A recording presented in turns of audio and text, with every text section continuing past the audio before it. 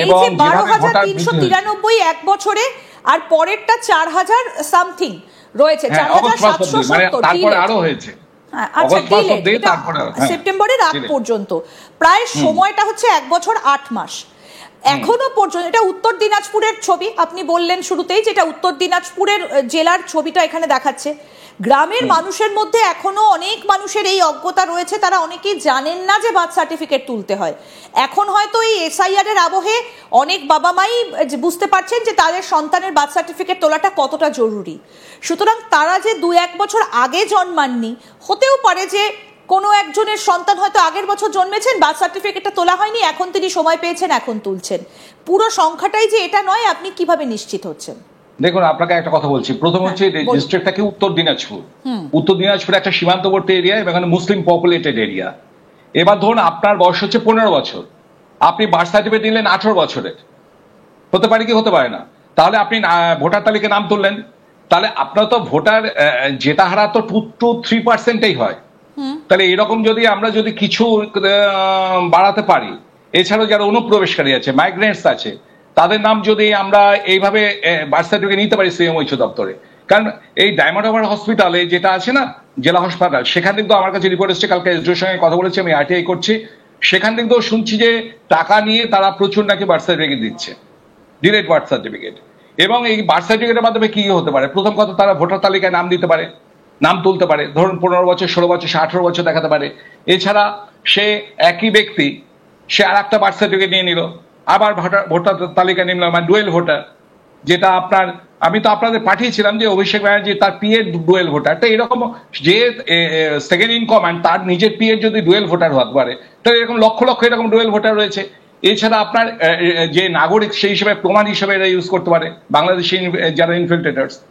এবং আপনার যেটা হচ্ছে যে বিভিন্ন রকম স্কিমের মধ্যে ওরা নাম ঢোকাতে পারে বার্থ সার্টিফিকেট নিয়ে, এবং সেইটাকে যে তারা নাগরিক সেই হিসাবে তারা কানেক্টিং লিঙ্ক করতে পারে, একটা লিঙ্ক ইউজ করতে পারে। এইভাবে প্রচুর পরিমাণে ওরা এটাকে মিস ইউজ করতে পারে, যেটা আর কি আমার সন্দেহ হচ্ছে আর কি। এবং খুল্লা এটাকে যদি ইলেকশন কমিশন নিজে থেকে তদন্ত শুরু করে, তাহলে কতটা দুধ আছে আর কতটা জল আছে। তাহলে কি আপনি বলতে চাইছেন যে এর মধ্যে বাংলাদেশিদের নাম মিশে রয়েছে? অবশ্যই বাংলাদেশিদের নাম মিশে থাকবে না। শুনুন, বাংলাদেশে ইনফ্লাক্সটা আজকে তো শুরু হয়নি। আপনি যদি পপুলেশন ডেমোগ্রাফি আপনি যদি করেন, আপনি যদি অ্যানালিসিস করেন, আপনাকে আমি দরকার হলে আমি সমস্ত এর উপর আমি একটা বইও লিখছি যে 1951-এ আপনার এখানকার মুসলিম পার্সেন্টেজ ছিল আপনার 90.46%। আচ্ছা, সেই মুসলিম পার্সেন্টেজ 1971-এ হলো 20.46%। ভালো করে শুনে রাখুন, 1971 মানে নিয়ার অ্যাবাউট 1.7 মিলিয়ন মুসলিম কিন্তু ঢুকে গেছিল ভারতে তখন মুক্তিযুদ্ধের সময়। এবং সেই সময় কিন্তু তারা কিন্তু বেশিরভাগই বেরিয়ে যায়নি, তারা রয়ে গেছে। তাহলে সেই সময় আপনার পার্সেন্টেজ বেড়েছে নিয়ার অ্যাবাউট 1% মাত্র। সেই 19.46% আজকে আপনার হয়ে গেছে কত, 2011-এ লাস্ট সেন্সাস রিপোর্ট হয়েছে, সেখানে সময় হয়েছে 27.01%। এবং এই আরো এই 14 বছরে আরো নিয়ার আবার 2-3% বেড়ে গেছে। তাহলে কি এমন মিরাকেল হলো যেখানটায় বার্থ রেট, মানে আমি বলছি যে মুসলিমদের বার্থ রেটটা অনেক বেশি, সেই হিসেবেও যদি আপনি ধরেন, তাতেও আপনার মুসলিম পার্সেন্টেজ ওয়েস্ট বেঙ্গলে আসতে পারে বড় জোর 23-24%, সেটা কখনো 28% হবে না। এবং আমার কাছে যে প্রজেকশন রিপোর্ট 2025-এর প্রজেকশন রিপোর্ট আছে, সেই রিপোর্ট অনুযায়ী এখনো নিয়ার অ্যাবাউট ওরা 28-29% হয়ে গেছে। তো বেশিরভাগ হচ্ছে ইনফ্লাক্স।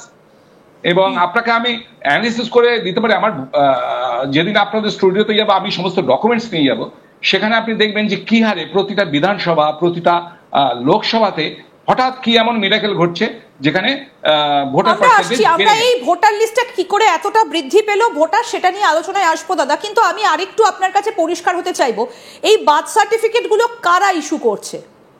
দেখুন, বার্থ সার্টিফিকেট ইস্যু করার নিয়ম হচ্ছে আপনি অ্যাপ্লিকেশন করলে সিএমওইচতে দেয়, ইনভেস্টিগেশন করে সমস্ত রকম ভেরিফিকেশন করে। এর সঙ্গে জড়িত অনেকেই থাকে, যেমন পঞ্চায়েত প্রধান থাকবে, বিডিও থাকবে, হ্যাঁ, টোটাল রিপোর্ট করে তারপরে সিএমওইচ এই ফাইনাল বার্থ সার্টিফিকেটটা দেয়। কিন্তু এই টিএমসি শাসনে টোটালটাই তো একটা চলছে তো অবৈধ কাজ কারবার। তো সেখানটা আপনি দেখছেন না, বাংলাদেশি নাগরিক এখানকার পঞ্চায়েত প্রধান হয়ে যাচ্ছে, উপপ্রধান হয়ে যাচ্ছে, সদস্য হচ্ছে। আপনি দেখবেন হয়তো কোনো এমএলএও রয়েছে। তো একটা তো র্যাকেট চলছেই। এটা আপনি শুধু টিএমসি কে দোষ দিলে হবে না, এটা কমিউনিস্ট আমল থেকে শুরু হয়েছে এবং সেইটা এরা কফিনের পেরেকটুকু আর কি। মানে আপনি কি মনে করেন এই যে বার্থ সার্টিফিকেট গুলো ডিলেট, যে বার্থ সার্টিফিকেট ইস্যু করা হচ্ছে, এইটার সঙ্গে অনেকেই যুক্ত রয়েছে উত্তর দিনাজপুর? একদম। তারা কারা?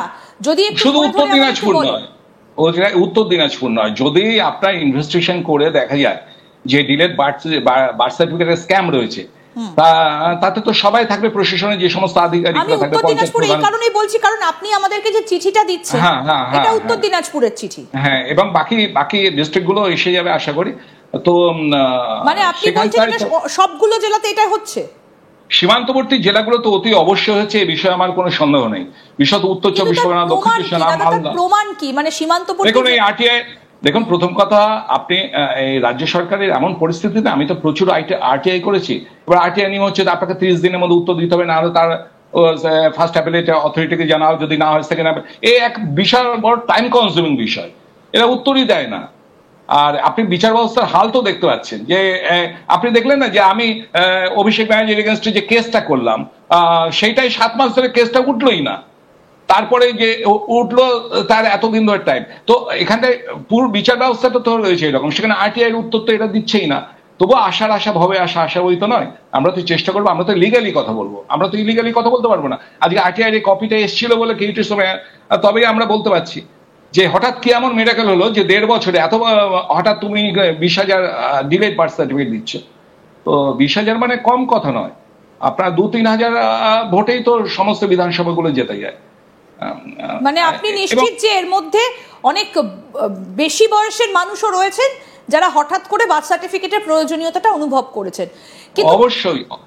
অবশ্যই বেশি বয়স বলে শুধু নয়, যারা ধরুন মাইনর ভোটার, আচ্ছা, তাদেরকেও বার্থ সার্টিফিকেটের বয়সটা করিয়ে তাদেরকে ভোটার সংখ্যাটা বৃদ্ধি করা হচ্ছে, যারা আমাদের ভোট ব্যাংকটা হিসেবে কাজ করে। প্রমাণ কি এই যে আপনি বলছেন মাইনরদের বার্থ সার্টিফিকেট? সেটা আমরা ইলেকশন কমিশনকে আমরা কমপ্লেন করবো। বিএলও দের অ্যাকচুয়ালি তো এগুলো ডিটেক্ট করার বিষয়, কিন্তু বিএলও দের কি করবেন? আমি তো এর আগে আপনাদের দেখিয়েছিলাম যে বিএলও কে থ্রেট করে কিভাবে আপনার টিএমসির লোকেরা তাদের ভোটার লিস্টে নাম তুলতে বাধ্য করেছে।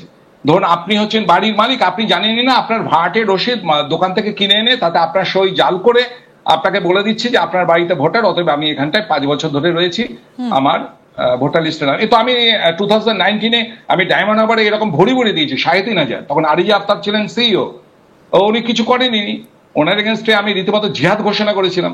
তারপর উনি এখন গেছেন, নতুন যে সিইও এসছেন, আশা করি তিনি কাজ করবেন। বিএলওরও দেখুন, বিএলওর উপরে এইটা ডিপেন্ড করে, তিনি তো কি করবেন না করবেন। আমি তো বুঝতে পারছি না এই 80,000 বিএলও মধ্যে কজন সৎভাবে কাজ করবেন, কজন করবেন না।